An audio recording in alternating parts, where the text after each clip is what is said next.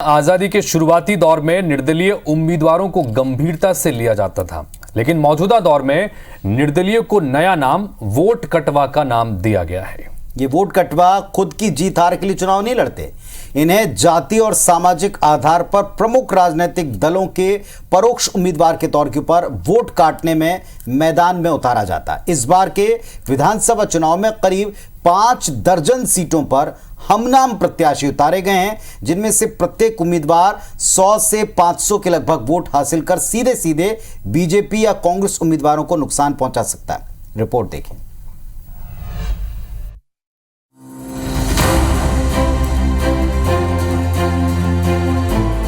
मध्य प्रदेश में इस बार 2500 उम्मीदवार मैदान में हैं। इस बीच संयोग कहें या चुनावी रणनीति, एक ही विधानसभा क्षेत्र में भाजपा कांग्रेस के प्रत्याशियों के नाम से मिलते जुलते नाम वाले प्रत्याशी भी ताल ठोक रहे हैं। 60 से ज्यादा सीटों पर ऐसे प्रत्याशी हैं। राजनीति के जानकारों की माने तो हम नाम वाले प्रत्याशी वोट काटने के लिए मैदान में हैं। ऐसे में वे वोटर्स की गफलत में चंद वोट तो पालेंगे, लेकिन इसका असर चुनावी गणित पर पड़ सकता है।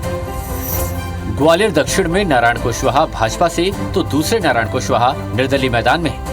भिंड में नरेंद्र सिंह कुशवाहा भाजपा से तो दूसरे नरेंद्र सिंह निर्दलीय लड़ रहे हैं। इंदौर एक में संजय शुक्ला कांग्रेस प्रत्याशी हैं तो एक संजय शुक्ला निर्दलीय दांव लगा रहे हैं। इंदौर 3 में दीपक पिंटू जोशी कांग्रेस से हैं तो महेश पिंटू जोशी निर्दलीय हैं। राव में मधु वर्मा भाजपा से हैं तो निर्दलीय तौर पर भी मधु वर्मा चुनाव मैदान में हैं।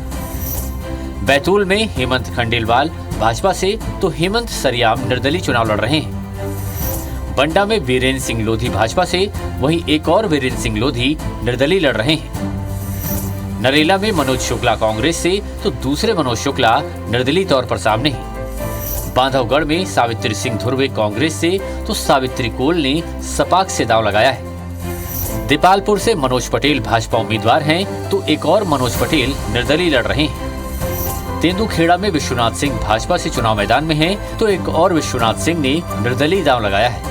देखिए, लोकतंत्र में ये तो सबकी स्वतंत्रता है कि किसी का सरनेम हो, इसके कारण उसे चुनाव लड़ने से तो नहीं रोका जा सकता, परंतु ये रणनीति का हिस्सा नहीं है। ये तो एक सामान्य प्रक्रिया है कि वो लोग चुनाव लड़ना चाहते हैं, क्योंकि जिस नाम की प्रसिद्धि है उस नाम के लोग अगर लड़ना चाहते हैं तो वो उनका मौलिक अधिकार। एक नाम के कई लोग होते हैं और इससे मैं नहीं मानता किसी प्रत्याशी या किसी दल का कोई लेना देना। ये तो सबकी इच्छा है। लोकतंत्र में सबका अधिकार है, कोई भी व्यक्ति चुनाव लड़ सकता है। आप भी लड़ सकते हैं, हम भी लड़ सकते हैं। राजनीति में चुनाव के दौरान हर तरह के दांव पेच खेले जाते हैं। इनमें से एक दांव ये भी है कि एक ही नाम से 2 या 2 से ज्यादा प्रत्याशियों को मैदान में उतारना। कई बार ऐसा देखा जाता है कि जनता को भ्रमित करने के लिए एक प्रत्याशी जैसे नाम वाले दूसरे प्रत्याशी भी चुनाव मैदान में उतार दिए जाते हैं, ताकि मूल प्रत्याशी को वोटों का नुकसान पहुंचाया जा सके।